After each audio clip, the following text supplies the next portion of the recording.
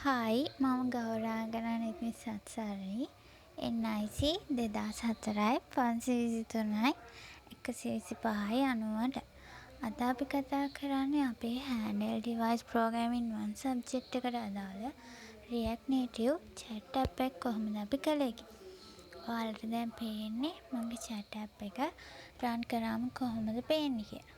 ඔය විදිහට splash screen එක ඇනිමේෂන් පාට් එකත් එක්ක ස්ප්ලෑෂ් ස්ක්‍රීන් එක එනවා. ඊට පස්සේ අපි ලොග් වෙලා ඉන්න යූසර් කෙනෙක් හින්දා මෙතන මේ විදිහට හෝම් ස්ක්‍රීන් එකට ලොග් වෙනවා. එතකොට ඒ යූසර් chat කරපු chat ටික ඔය විදිහට අපිට පෙන්නනවා. අපි යූස් කරලා තියෙන ෆ්ලැට් ලිස්ට් එක අනුව අපිට ඔය විදිහට අපේ chat ටික පෙන්නනවා. ඒ වගේම search bar එකෙන් අපිට ඔය විදිහට දේවල් search කරගන්නත් පුළුවන්. search කරගද්දී අපි userගේ name එකෙන් හරි send කරලා තියෙන last message එකෙන් හරි තමයි searching part එක කරන්නේ. අපි දැන් text message එකක් දාලා බලමු. කොහොමද අපේ app එක වැඩ කරන්නේ කියලා. මම දැන් hey කියලා දැම්මා. ඒක ඔය විදිහට send වුණා. deliver වුණා විතරයි හින්දා ඒක ඉරයි පෙන්නන්නේ. අපි දැන් image එකක් upload කරලා බලමු.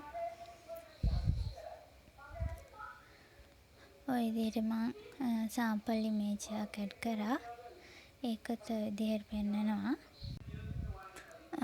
ඊට පස්සේ අපි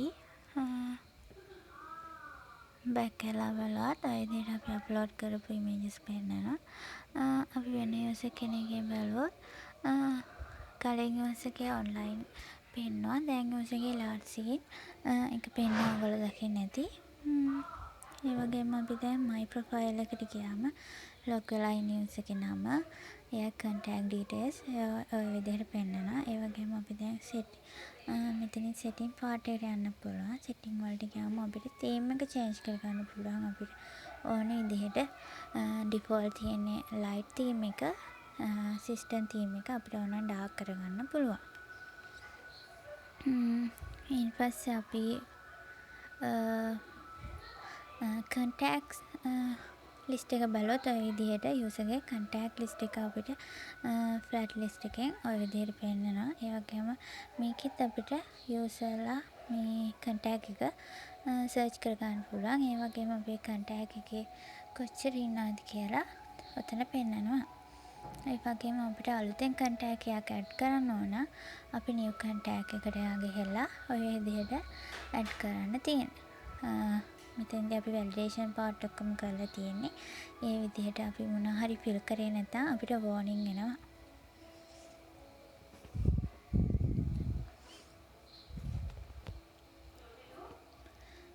ඊට පස්සේ අපි යමු අපේ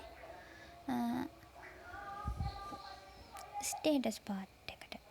ඔය විදිහට අපිට user ගේ contact list එකේ ඉන්න friends ලා දාපු status ඔය විදිහට අපි show කරන්නත් පුළුවන්. ඔය විදිහට ඒ දාලා තියෙන status අපි show කරන්න පුළුවන්. ඊට පස්සේ අපි call screen එක පැත්තට ගියොත් ඔය විදිහට තමයි call screen එක පෙන්නන්නේ. ඇත්තටම මෙතන design part එක විතරයි කරලා තියෙන්නේ. කිසිම back end part එකක් කරලා නැහැ. call screen වල අපිට මෙතන miss calls බලා ගන්න පුළුවන්, all calls බලා ගන්න පුළුවන්. total calls ගන්න අපිට ඕන නම් delete කරන්න පුළුවන් call history එක. ඔය විදිහට තමයි ඒවා පෙන්නන්නේ. අපිට අන්තිමට ඉතුරුලා තියෙන්නේ sign out එක. අපි හැම sign out එකට ගියාම log වෙලා ඉන්න user පෙන්නනවා.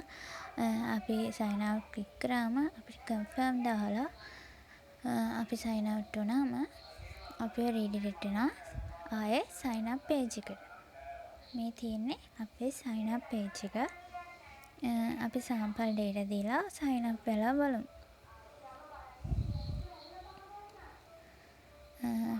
ඔතනදී අපි sample first name එකකුයි last name එකකුයි දීලා කොහොමද මේකේ වැඩ කරන්නේ කියලා අපි බලමු. අපි දැන් next දුන්නාම අපි යනවා contact number validation part එකට. මෙතනදී අපිට country එක pick කරන්න පුළුවන්. අපි දැන් මෙතනදී ඩෙන්මාර්ක් තෝරගන්නවා country එක විදිහට. ඊට පස්සේ අපිට අදාළ phone number එක අපි දීලා continue කරන්න තියෙනවා. phone number එක validation වලට අනුව තියෙනවා නම් විතරයි ඒක blue color වලට හැරෙන්නේ. ක්ලික් කරන්න පුළුවන් වෙන්නේ. නැත්නම් ඒක grey විදිහට තමයි පෙන්නන්නේ. දැන් මම ඔතෙන්ට පෙන්නේ අපිට ඔක ටයිප් කරලා ඕනනම් අර කතර සලකුණ ක්ලික් කරලා ඒක රිමූව් කරන්න පුළුවන්. next part එකට අපි යනවා profile image set කරන්න. අපිට මෙතන avatar image ඕනනම් අපිට user ට add කරන්න පුළුවන්. එහෙම නැත්නම් user ට තමන්ගේ image එකක් add කරන්න පුළුවන්. අපි sample image එකක් ඔය විදිහට upload කරලා බලමු. දැන් මෙතනින් අපි continue වුණාම අපි යනවා home screen එකට. එහෙත් අපිට chat මුකුත් පෙන්වන්නේ නැහැ. මොකද මෙයා අලුතෙන් sign up වුණ user කෙනෙක් හින්දා.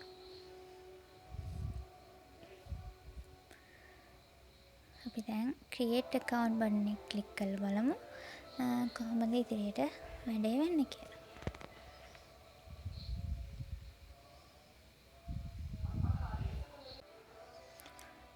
ඔය විදිහට දැන් ඒක වුණා අපේ chat app එකේ tour එක දැන් ඉවරයි. අපි බලමු මේකේ අපි කොහොමද coding part එක කරලා තියෙන්නේ කියලා. මේ තියෙන්නේ front end පැත්ත, client side පැත්ත. අපි කොහොමද code කරලා තියෙන්නේ කියලා. මෙතනදී බලුවොත් අපි chatter මගේ chat app එකේ නම chatter React Native front end එකක් වගේම Java WebSocket back end එක තමයි අපි මේකට use කරලා තියෙන්නේ. app.ts තුළ statement management එක providers දෙකකින් ආවරණය කරලා තියෙනවා. Auth provider සහ WebSocket provider කියලා.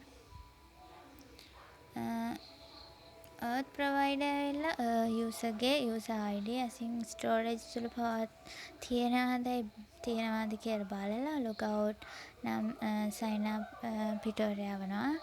logout වුණාට පස්සේ home tabs පෙන්නනවා.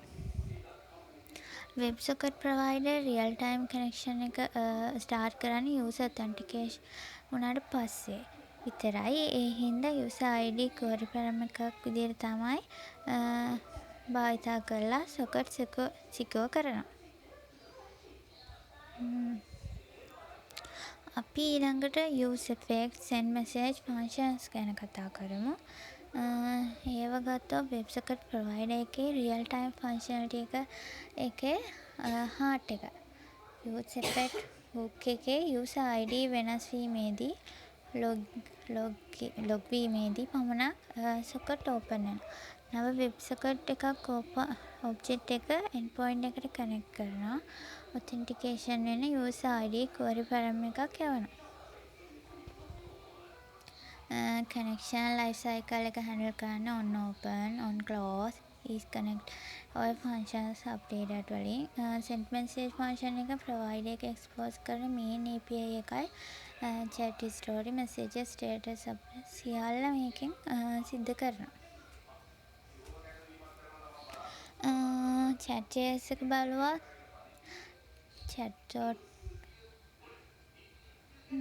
chat.ts එක බලුවොත් අපි ඊළඟට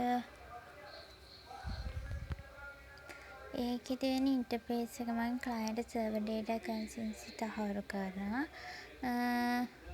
VS request එක client යවන data type එකෙන් VS response request ඒවා handle කරනවා. ඊට පස්සේ අපි custom hooks ගැන කතා කළොත් chat list එකේදී අපි custom hooks භාවිතා කරලා තියෙනවා. WebSocket logic encapsulate කරලා තියෙනවා ඒකේ. use chat list TS mount වීමේදී send message call කරනවා. server response friend list type එකේ ලැබෙන විදිහට local chat list state update වෙනවා. single request server initial data real time subscription model එකක්. ඒවා ඒ විදිහට තමයි වෙන්නේ. ඊට පස්සේ අපි back end part එකට ගියොත් back end part එක ඔය විදිහට තමයි තියෙන්නේ. අපි back end project එක තමයි තියෙන්නේ. control package එකේ ඔය විදිහට profile controller, user controller, DTO එකේ DTO, entity class ටික අපේ ඊට පස්සේ socket package එකේ අපිට අදාළ web sockets ටික chat service එකේ අපි එවන public URL එක තියෙනවා. ඒ වගේම chat endpoint එකේ තමයි අපි සේරම on close on open ඒ කටයුතු කරලා තියෙන්නේ. මෙතනදී අපේ chat app එකේ tour එක අවසానයි. සුබ දවසක්.